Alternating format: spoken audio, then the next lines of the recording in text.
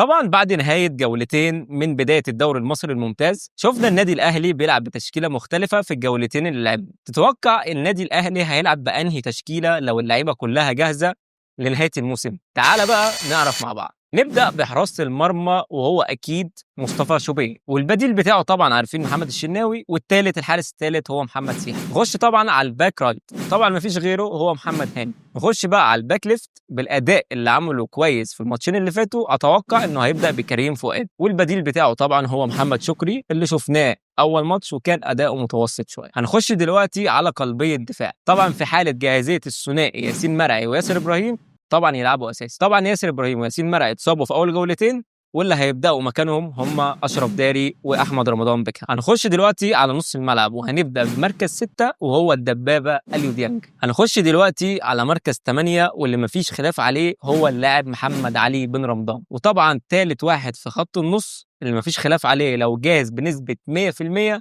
طبعا السطور امام عاشور. طبعا قلنا امام عاشور في حاله انه جاهز بنسبه 100%. طب هو حاليا مش جاهز، مين هيلعب مكانه؟ هو اللاعب احمد السيد زيزو زي ما شفناه في الماتش اللي فات، وبسم الله ما شاء الله يعني جاب جولين الراجل. هنروح دلوقتي لخط الهجوم، ناحيه الشمال طبعا اشرف بن شرقي، وهنخش لناحيه اليمين في حاله ان امام عاشور برضه مش جاهز تريزيجيه هيلعب ناحيه اليمين، لان زيزو هيبقى يلعب ايه؟